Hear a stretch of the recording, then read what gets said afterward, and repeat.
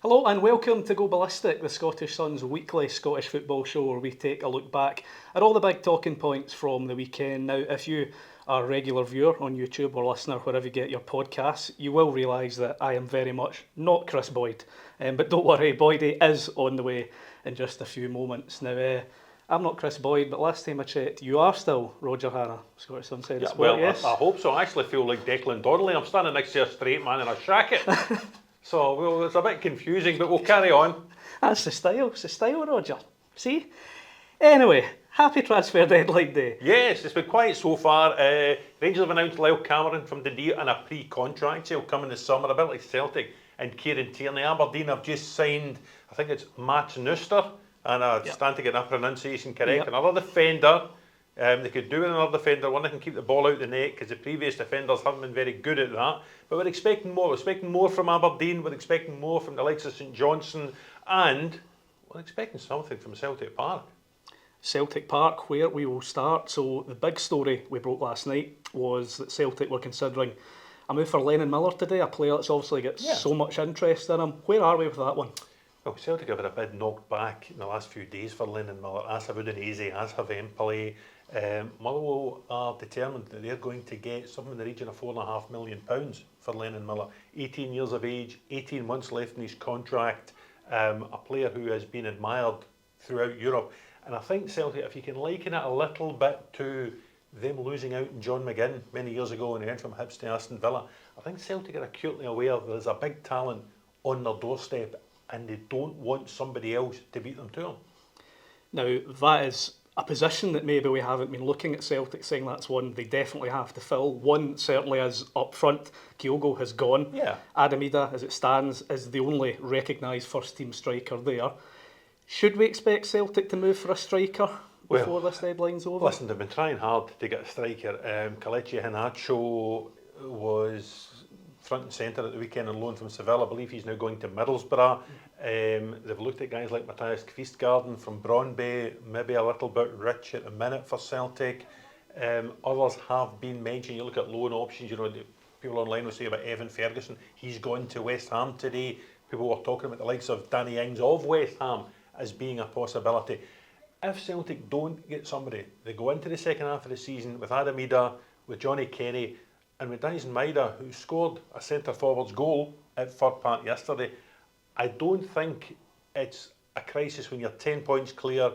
You've already achieved your stated aim of getting in Europe beyond the group stage. You've won the League Cup. You're in the Scottish Cup. I don't think it's a crisis, but I think a lot of Celtic fans will. Does Ida's upturn in form, obviously hadn't been scoring for a while, 3-3. Yeah. Will that maybe make it a little less pressing than it might have been a week or so ago even? Some of the board will maybe say, we spent £9.5 million on this guy, so it's not really that pressing. Another centre forward who spent this amount of money. It's one of the biggest deals in Celtic's history to go and get Adamida. He scored the winning goal in an Old Firm Scottish Cup final. He's shown what he can do last season. He did have a barren spell before those goals at Villa Park, before the goal at Fir Park, and he always scores at Fir Park. I'm not sure it would be a crisis if you're having to go with a £9.5 million centre forward for the season. Absolutely not. Well, we'll watch that space for whatever's going to happen at Celtic. Okay, so some news just in. Celtic have completed a deal for left-back Jeffrey Schlupp from Crystal Palace. Now, Hoops hero Kieran Tierney, we know that he wasn't going to be able to come back this window. Brendan Rodgers was going to have to wait until the summer, so he has turned his attention to the 32-year-old who won a Premier League title at Leicester, and he can also play left midfield, so it fills two spots for Celtic. It's a straight loan deal, no option to buy, but Rodgers has been able to get that defensive help that he wanted. You mentioned Lyall Cameron. That is a done deal, but not one for just now, is it? No. I like Lyall Cameron. He's not physically the biggest or strongest, but he's a good technical player. He's done well at Dundee. Rangers will hope he can have the same impact that Luke McCowan has had at Celtic since his move from Dundee. It will be a compensation fee. I think it's going to be probably less than Rangers paid for Connor Barron, just because of the rating of Dundee's academy compared to the Aberdeen academy. So it's a kind of deal I think Rangers should be looking at doing. You look at the midfield corner, Barnes' star has sort of faded in recent weeks, just as Bailey Rice has sort of been growing a little bit. But if Rangers have any ambitions to mount a proper title challenge next season, they can't have enough good players, and Lyall Cameron's a good player. And obviously, it's been a transfer window at Rangers largely dominated by the players they've been able to move out. A lot of fringe players have moved. Yeah. But Philippe Clement yesterday was saying Ridvan Yilmaz, a player that's been constantly linked, isn't going anywhere. And as we stand here just now, nothing concrete for Dessers either, despite a lot of links. I don't think Dessers will be going anywhere. Dessers has now got, 6 goals in 6 games? Yeah. He looks as if he's nailed on again as the first choice centre forward. Danilo injured again. Rangers couldn't let Dessers go, and I don't think they could really let Yilmaz go just now. Celtic had no option when Alec Vai was recalled by Barcelona and sent out to Como. That left them with one left back. Rangers are in charge of the Yilmaz situation. If he went, they would just be left with Jeffrey. I don't think there's a chance of them going. Now, one player who did leave Rangers on Saturday, and I've got to mention this, it's pretty extraordinary, was Adam Devine. A guy who's waited all season to get his big chance. Finally gets his move. So it was 1 o'clock on Saturday, signs for Queen's Park. 3 o'clock, he's in the starting lineup. And 5 o'clock, he's getting one of the most bizarre red cards you're going to see. If you haven't seen it, check out the highlights because it is proper crazy. And I think Queen's Park's tweet sums it up. Devine has been sent off for being kicked in the head and complaining about it. The Royal Rumble has started early. And obviously Queen's Park play Rangers this weekend. You can't play in that. Then he'll be missing the next league game, so not the start he'll have wanted, but a crazy, crazy incident. It's Sydney's grandson, so he's had tiny troubles. That's one for the younger viewers. Listen, he's a decent player. He was linked actually with West Bromwich Albion earlier in the window. He's gone to Queen's Park on loan. He didn't have a great spell when he went to Motherwell on loan, so I do think it's a big time in Adam Devine's career. He'll need to go there, play games once his suspension's over, and try and convince Rangers that he's worthy of a place in the squad next season. But at a time when Casemiro out, Sterling's out, James Tavernier is back to being the only recognised right back in the building, Rangers were still willing to let Devine out on loan, and I think he probably faces a fight now to get back in. Yep. So that was Rangers. We'll briefly touch on Aberdeen because I think Kris Boyd is ready to join yourself, Roger, in just a few moments. But Aberdeen, wow, 14 games, another without a win. That should be in the league. They've not scored a goal. I think it's 5 league games as well. Obviously in the market for a striker just now. When does the manager Jimmy Tilline's credit in the bank start to run out? Because there were clearly a lot of angry faces in that Aberdeen crowd at the weekend. It's a mad season. They have that spectacular start. They've then had the decline of all declines. I mean, they've gone downhill faster than Boydie on a tea tray. It's now 14 league games without a win. When they went to Hibs at the weekend, they went behind. Nobody thought they were going to get back into the game. They didn't get back into the game. They've now got Dunfermline in the Cup on Sunday. It should be an emotional afternoon at Pittodrie. Both teams bossed by the late great Jimmy Calderwood. Aberdeen need a win. Dunfermline won a 5 derby against Wraith at the weekend. Chris Kane hat-trick. Michael Tidds are now in charge. They will arrive at Pittodrie buoyant. Aberdeen are getting away with it just now because they're 4th in the league still, incredibly. They've gone all in with Jimmy Tilline. They've allowed him to spend an awful lot of the Bojan Majowski money shaping the team in his image. They don't want to get to a situation where they actually have to seriously consider his future. But if they don't beat Dunfermline on Sunday, there will be people considering his future. Big time, big time. And as you say, they've signed another defender. Will they get another striker? A striker they badly need before this deadline remains to be seen. But as I said, Boydie is ready and waiting, so we're going to let you go and do that, Roger. Just a reminder, if you enjoyed this video, like and subscribe. You can listen wherever you get your podcasts as well. But yeah, on to Kris Boyd. We can now cut over live, almost, to Heathrow Airport. Kris Boyd, a fancy hotel, is about to go on Sky Sports transfer window night. I'm not sure if there are yellow curtains in the background. Where's your yellow tie, and where are all the transfers, Boyd? What's happening? Well, not happening in Scotland anyway, that's for sure, are they? It's been pretty quiet so far, Roger. You would still imagine a few teams will try to get some things done. And if they do, I'll get the yellow tie out. Excellent. Rangers have done something. Lyall Cameron from Dundee, a pre-contract, announced at 3 o'clock this afternoon. He won't come to Ibrox tonight. He will come to Ibrox in the summer. Is he a good addition?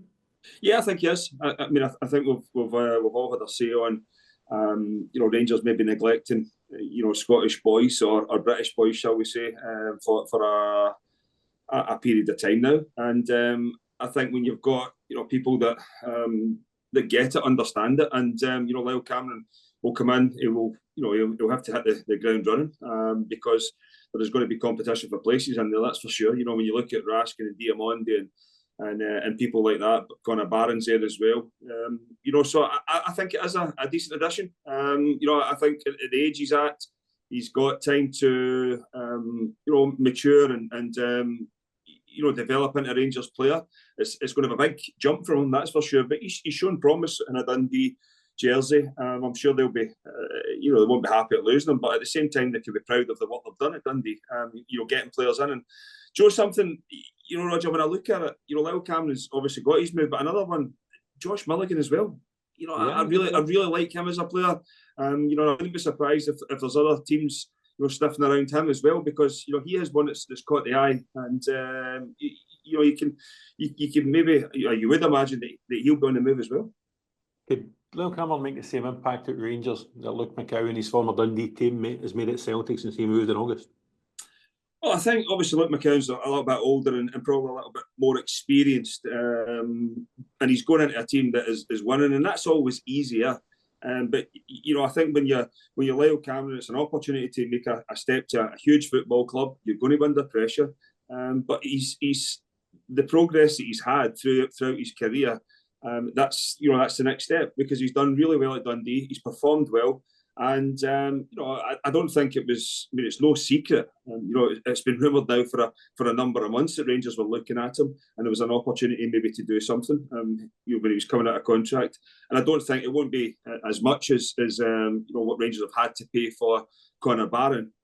But I think for Dundee, when you look at what they've done, and the boys have been able to bring through, they can they deserve a pat on the back as well, because their work has been great. But they also need a manager as well, Roger, to give them that opportunity. And I think that's sometimes where we break down. That there's a lot of good kids in Scottish football, but whenever they get to that level where you feel as if, right, okay, they're ready to make that step to the first team, there's sometimes the pathway gets blocked, shall we say. And I think Dundee have definitely won over the last period of time that have given the youngsters an opportunity. We'll have a chat about Dundee shortly after their weekend defeat to Hearts. But going back to Rangers, Rafael Fernandez is in, made his debut off the bench against Ross County yesterday. Patrick Stewart, the chief exec boy, they had said there'll only be one, maybe two in. Looks as if Fernandez is the one and Cameron is the maybe two. Will Rangers fans be content with that? No, I don't think they will be. Maybe Rangers were expecting one or two clubs to come and maybe look at taking some players off their books. I think have managed to move a couple on, Ravi Matondo and Kieran, but Rangers are definitely. I wouldn't say they're weaker, because none of those boys were playing in the first team to start with. But in terms of the competition for places, that can have an impact. So you would like to think that between now and the close of play, Rangers might get at least one in, because this is something that's been labelled at Rangers before. When you're not bringing players through the door, and I know, as you said there, you brought one or two in, but obviously Lyall Cameron's sorry for the summer. But when you've brought one in, I would maybe be looking just at another one in that forward area, midfield forward area, defensively. I think Tavernier's shown he can cover it. Sorry. Boy, to get rid of all that. You're going in the telly, so you need to get rid of all that quickly. Wowzers. That's no good, but I need to get right. Don't be concerned, viewers. The Daily Record have not made a move on deadline day for Kris Boyd. It's not happening. He is back Wowzers. with the Scottish Sun. He's ready to go for the second half of this Go Ballistic deadline day special. We were talking about Rangers, Fernandez and Cameron coming in the summer. If there are no more incomers, Boyd, does that give the Rangers fans an opportunity to see the likes of Bailey Rice, who came on for 45 minutes yesterday, Finlay Curtis, who signed a new deal, Paul Nseo, who came on against USG on Thursday? Will that open the door and give them a bit of an opportunity that they might not otherwise have got in the first team? Yeah, I think that's maybe one of the areas that Philip Clement is looking at. He has spoken about giving some youth a chance, and that's all they can ask for is a chance. They've then got to go and take it. I think for the youngsters that have came in, the ones you named there, they've came off the bench in recent games and had an impact. There's no getting away from it. They've shown that they can perform and make a contribution to the team, but it's a different level when you have to do it on a consistent basis.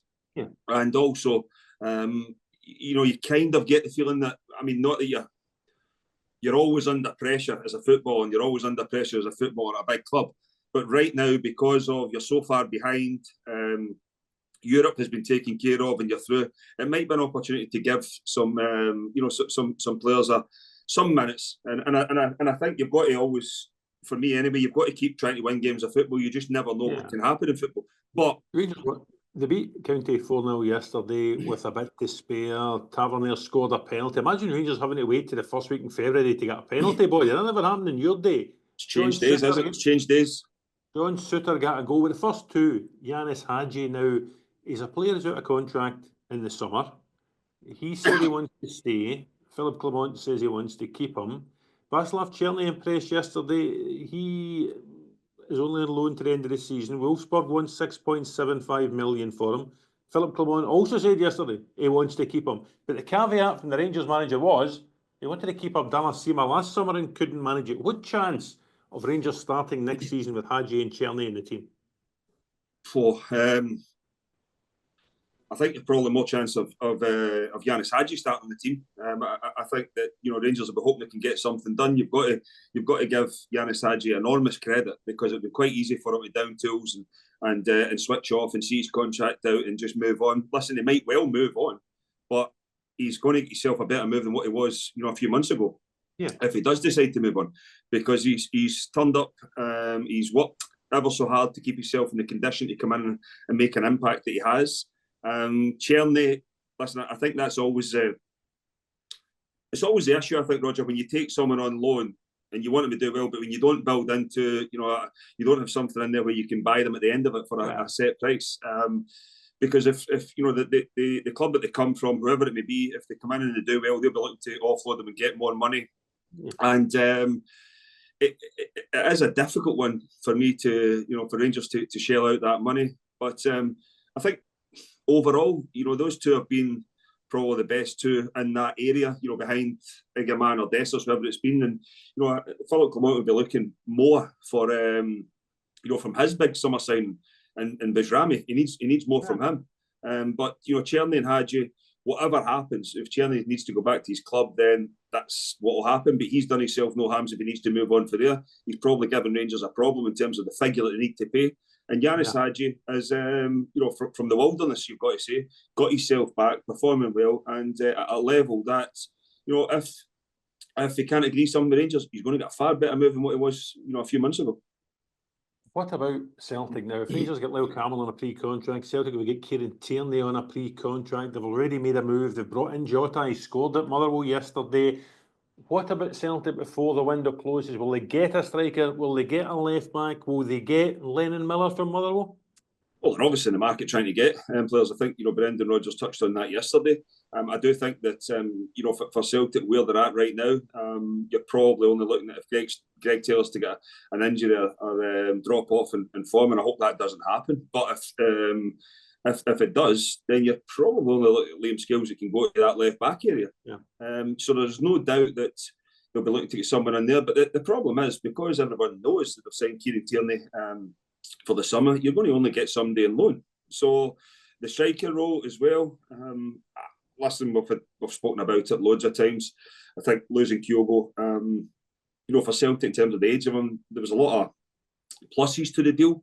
But when you've got a striker that's scoring goals on a regular basis in big games as well, I just think it's, for me, unless you've got someone to come in, it was a bit of a bold move from Celtic. And listen, they're comfortable enough in the league. You never know what could have happened in Europe had Kyogo stayed for that final game. Listen, his replacement, Adam, he'd have done not bad that night as well. So, I think from there is no doubt that Brendan Rodgers will be still looking to get more in, because he came into the window saying he wanted to strengthen, and he is definitely weaker. There's no getting away from him. Now, playing devil's advocate here, if Celtic don't sign anyone tonight, Boyd, they're 10 points clear in the league. They've won the League Cup. They've achieved the kind of stated aim of getting to the groups, beyond the group stages of the Champions League for the first time in 12 years. They could defend the Scottish Cup with Adam Miller. Is there an argument to say that Brendan Rodgers, if Rangers are looking at Rice and NCO and Curtis and people like that, does this give Rodgers the chance to look at Johnny Kenny, to look at Adam Montgomery again, to look at Mitchell Frame, to maybe look at Daniel Cummings, assuming he doesn't go to West Ham tonight? No, I don't think so. I mean, they might get minutes here and there, but you only need to look at the ones who are missing for Celtic yesterday and their bench as well. It's still a pretty strong bench that they had, and when you think of the substitutions they made, and he's got a lot of first team players there that will want to play minutes. I think at Rangers, when you look at it, they drop off from the starting maybe 13, 14 players, and then all of a sudden you do need to integrate kids into the system. But for Celtic, they've got so many first team players. They've got a big squad as it is, and it's very difficult for the youngsters to get themselves in and around that Celtic first team, and they'll be hoping that they can get some minutes and take it from there. But I think it's two totally different scenarios for Philip Clement and Brendan Rodgers in terms of the squad depth right now. But I'm sure Brendan Rodgers right now will be still trying to add another couple to that. Teams in need of players between now and 11 o'clock tonight. Aberdeen, Jimmy Tillane's brought a few in during the window. No impact whatsoever. 14 league games without a win. They are still fourth in the Premiership. Yeah. Where next for Aberdeen? Where next for Aberdeen? Well, I think you've said there that they are still fourth. I don't think they'll be that for much longer, because it's alarming now. We've spoken about it for a few weeks, and all you keep hearing is about what a start Aberdeen had. It's irrelevant. It's forgotten about.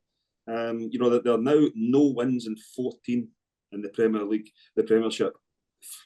No wins. I mean, it's impossible to do for a club for Aberdeen's size, and they've managed to do it.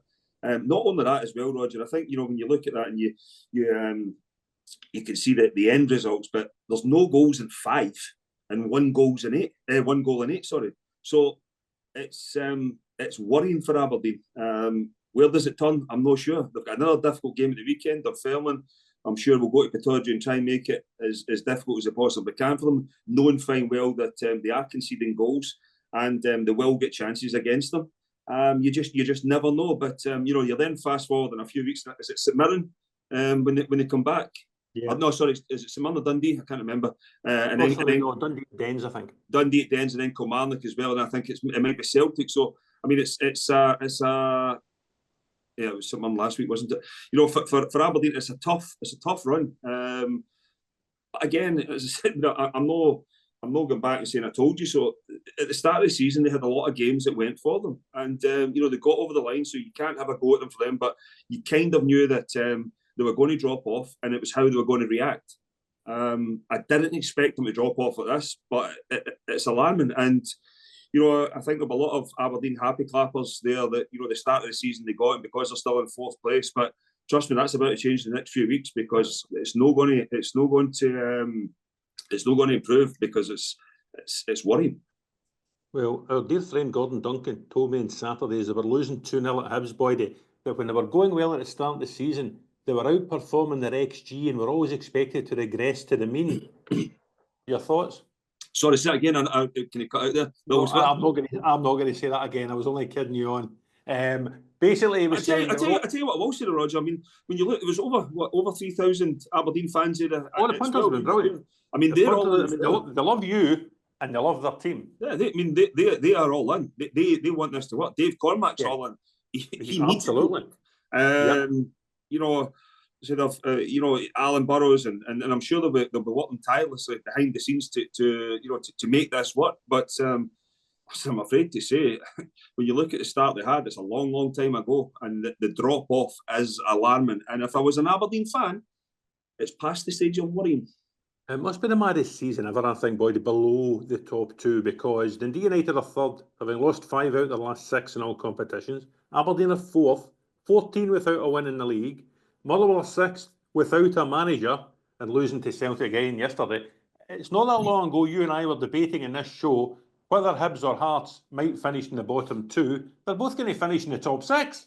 Yeah, I think they are. I mean, I think we said that Hearts would turn that around and they would come. I didn't listen. I'll be honest with you.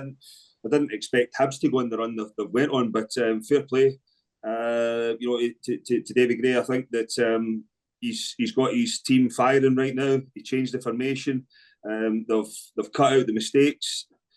Chiantes again at the weekend, really, really good. Yeah, got his goal. well. Yeah. The back three defended well. Bashiri, the goalkeeper, had a few saves as well. So, I think from Hibs' point of view, they're in a real good place. And one defeating what 13, I think it is, and that was to Celtic.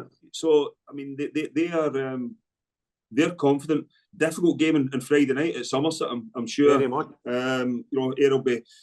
He'll look at think they've a wee chance of an upset there, but for their neighbours, I mean, when you take into consideration, Roger, Dundee the last 3 home games, Dundee United, Rangers, Celtic, beat Dundee United, drew with Rangers, drew with Celtic. For Hearts to go there and score 6 goals, it's pretty impressive. Correct. Pretty impressive. Cabangu coming in, that's 5 in 3 games. It's Jamestown analytics is working already, shall we say? The data is definitely working. There's no doubt about it. I know you've been a big fan of Elton for years. What about his finishes, though? Really good. Cabangu, not John.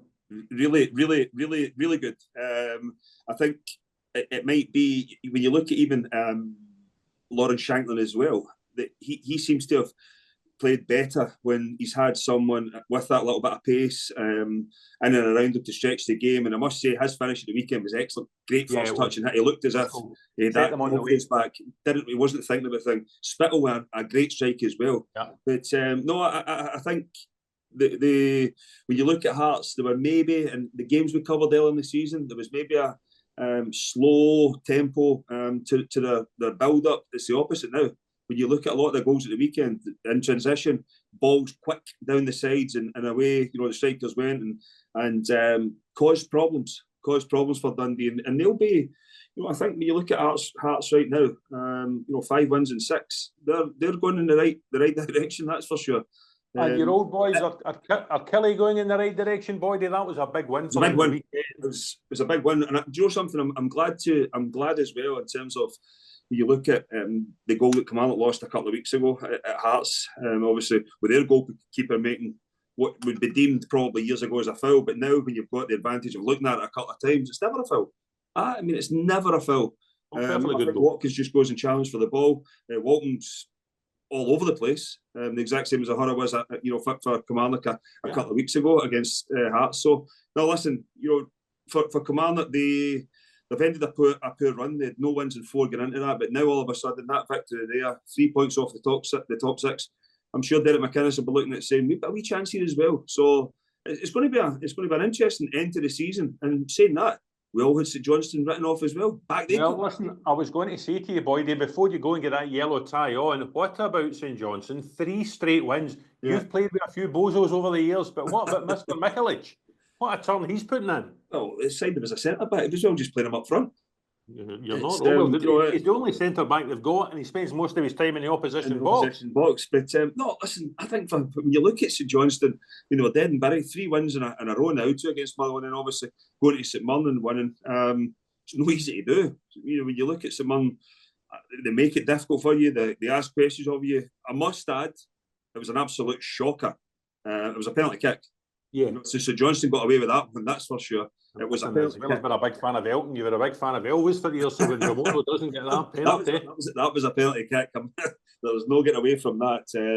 But can St Johnstone stay up? I mean, they've got Hamilton in the cup on Saturday, which you would think they would, no disrespect to John Rankin, you would expect St Johnstone to win that at home. That would be 4 straight wins. He's getting players in the door every couple of days. This would be the great escape. It would be, but I can't see it. I mean, I think for Ross County, for me, they're the only team they can catch if they're going to catch anyone. I think the rest have got enough and will pick up more points. They've got that cushion. What Dundee is at 6 points ahead of them. Yeah. You know, I don't expect Dundee to finish bottom. Listen, they might finish in that 11th place, but I don't think they'll finish bottom. Dundee, you know, it'll be between Ross County and St Johnstone. But I think when you look at the trend, Roger, right now, there's, you know, a couple of weeks ago, Ross County go and win a few games. Then all of a sudden they're back in a poor run. You look at St Johnstone, they've won a few games. You wouldn't bet against St Johnstone going on a poor run again now either. It's up to Simo Valakari to not allow that to happen. But you just kind of, I think, this season it has been strange, and it's the type of thing that has been happening to most clubs. There's been a trend where they've won a couple of games, then they go on a run, losing a few, then they pick up a few points, then they start to lose another bunch of games. So, listen, St Johnstone, they're on a good run right now, but I still think they'll go down. Boydie, that's great. I shall let you go and get yourself sorted for your big transfer deadline night performance on Sky tonight. I hope you're busy. Hopefully.